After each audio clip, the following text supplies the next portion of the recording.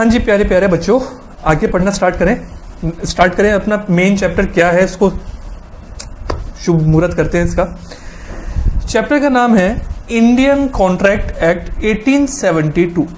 Start तो कर लेंगे सर, बट इससे पहले ये चैप्टर में जो ये कैसा नाम है, आज तक तो हमने कोई भी सब्जेक्ट ऐसा नहीं पढ़ा है जिसमें ऐसा अजीब अजीब सा नाम हो।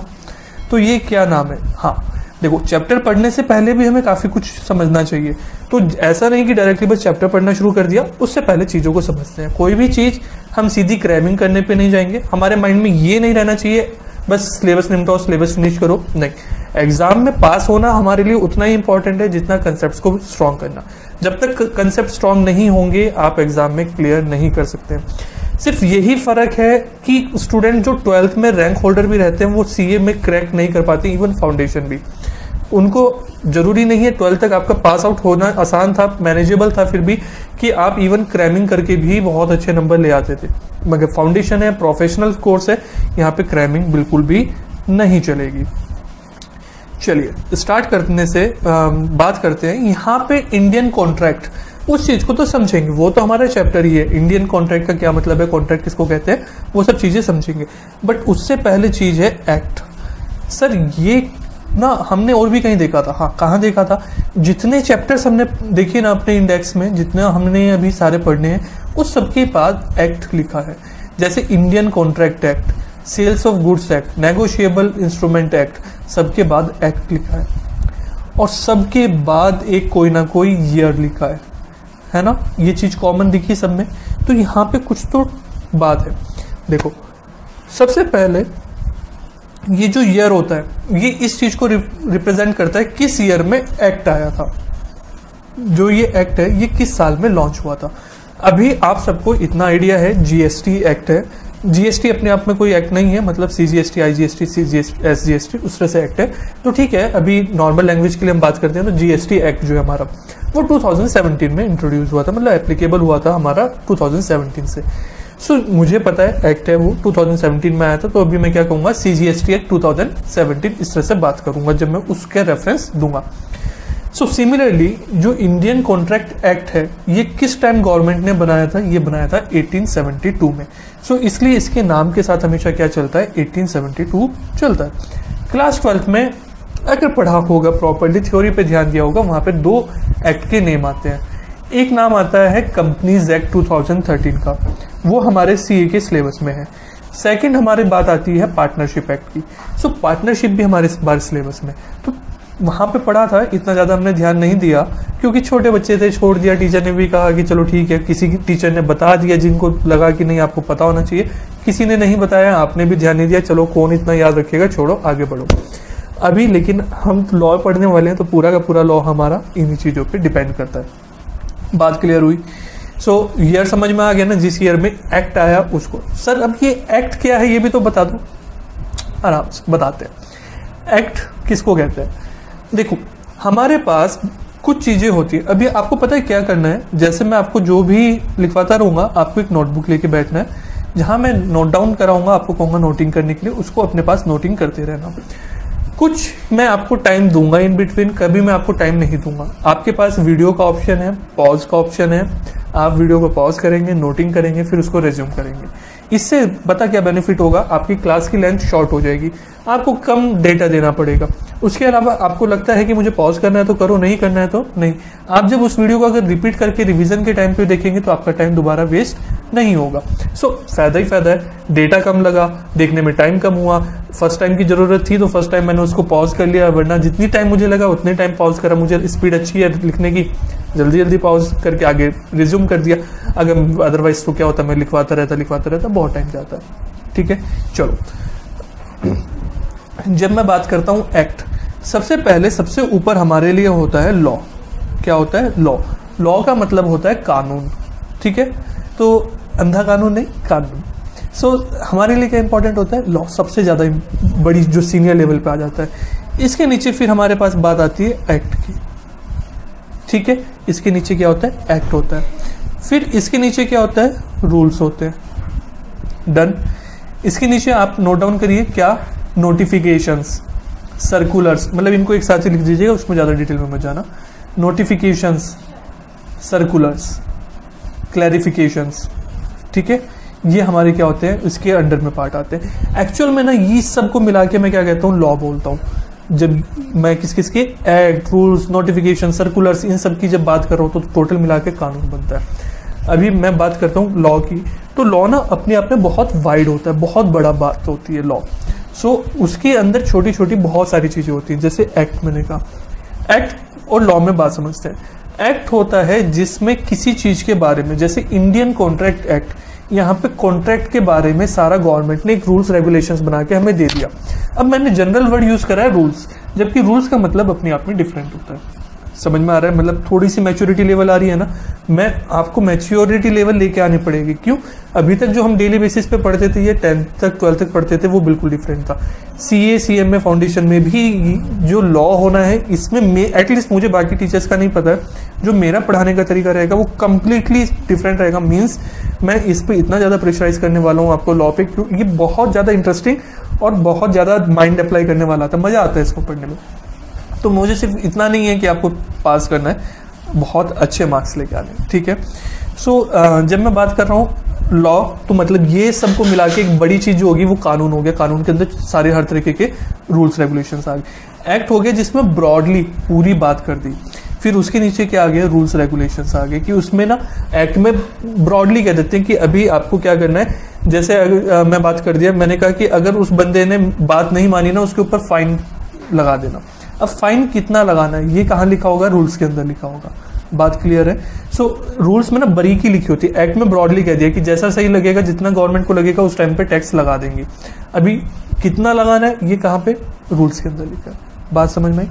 कुछ चीजें एक्ट में क्लियर होती हैं, बाकी चीजें नहीं एक्ट में लिखी होती, तो कहाँ लिखी होती है, रूल्स में। ब्रॉड हमें एक आइडिया चाहिए था, बहुत ज्यादा इन डेप्थ हमें नहीं जाना है, तो वो हम इंटरमीडिएट लेवल पे जाएंगे, अभी हमें रिक्वायर्ड नहीं है। डन है ये वाली बात? यहाँ पे आपको पूरी तरह से क्लियर हुआ, कोई डाउट तो नहीं ना? अब बात करता हूँ, हमने क्या पढ़ना है, एक्ट पढ़ना है। एक्ट से ना पहले क्या होता है, जब एक्ट बनता किस तरह से है, कैसे उसको प्रोसेस चलती है, वो भी एक बार समझ लेते हैं।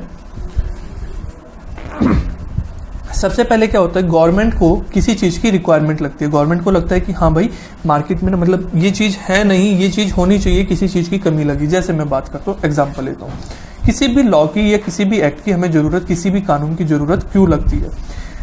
सबसे पहले सोचो, जो हमारा ट्रैफिक से रिलेटेड जितने भी हमारे एक्ट हैं, जितने भी कानून हैं ट्रैफिक से रिलेटेड, क्या ये स्टार्टिंग से रहा होगा? क्या ये कृष्ण जी के, राम जी के जमाने से रहा होगा? नहीं ना। उस टाइम पे क्या करते, क्या रेड लाइट को फॉलो करो, लेफ्ट साइड चलो, हेलमेट पहन के चलो, ऐसे रूल्स थे क्या उस टाइम पे? नहीं ना, उस टाइम पे ऐसे रूल्स नहीं थे। क्यों? क्या हुआ कि जब मार्केट में व्हीकल्स आने शुरू हुए, व्हीकल्स जब स्टार्टिंग में किसी किसी के पास होते थे तो जरूरत नहीं लगी, बट जैसे जैसे व्हीकल्स आने शुरू हुए, मार्केट में क्या लगने लगा कि अभी रिक्वायरमेंट होगी कि भाई एक्सीडेंट्स हो रहे हैं, लोगों के एक्सीडेंट हो रहे हैं, उनको जरूरत है कि कुछ रूल्स बने, इन एक्सीडेंट्स को रोकने के लिए कुछ नियम कानून बनने चाहिए। सो उन्होंने क्या करा, रूल्स बनाए कि ठीक है कि भाई गाड़ी लेके जा रहे हो ना, लेफ्ट साइड में चलो हमेशा, तो दोनों अपनी अपनी लेफ्ट साइड चलेंगे, दो डायरेक्शन में हमारी ट्रैफिक मूव करेगा। सो एक्सीडेंट्स होने के चांसेस कम हो जाएंगे। अपोजिट आमने सामने के ट्रैफिक के जो एक्सीडेंट्स है वो कम हो जाएंगे अगर आप उनको फॉलो करोगे डेफिनेटली तभी।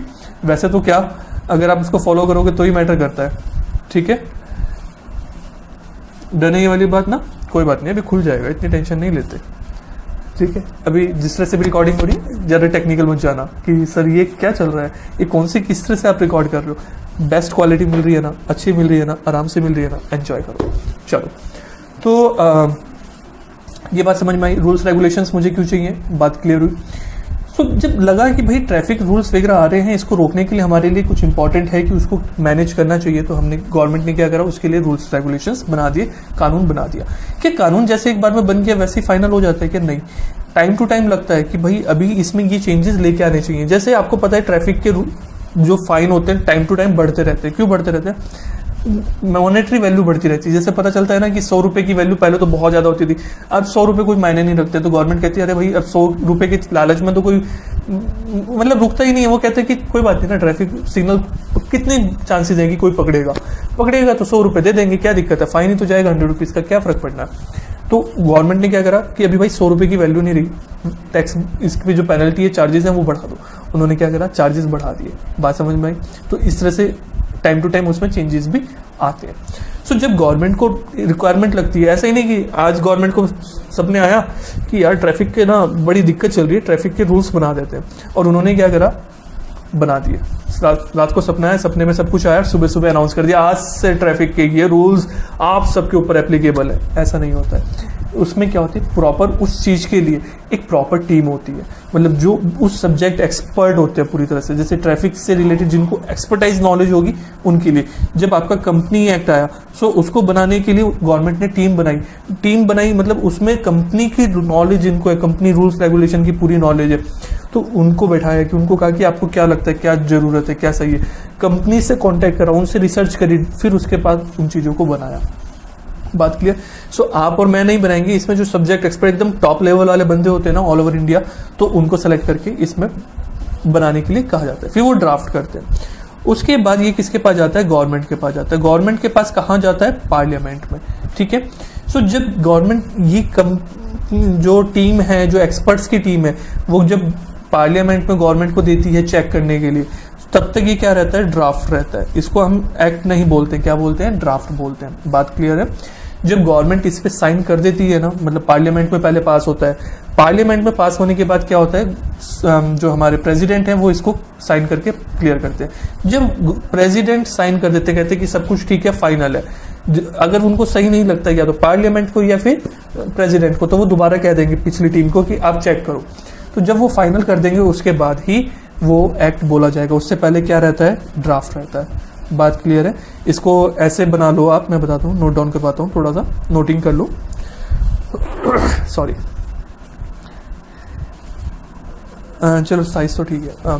आप किस तरह से लिखोगे, सबसे पहले टीम ऑफ एक्सपर्ट या एक्सपर्ट टीम ऑफ एक्सपर्ट, ठीक है। सबसे पहले क्या लिखा, टीम ऑफ एक्सपर्ट्स। फिर ये क्या करेंगी, किसको देंगी, पार्लियामेंट में। पार्लियामेंट में क्या देंगी, ड्राफ्ट, ठीक है।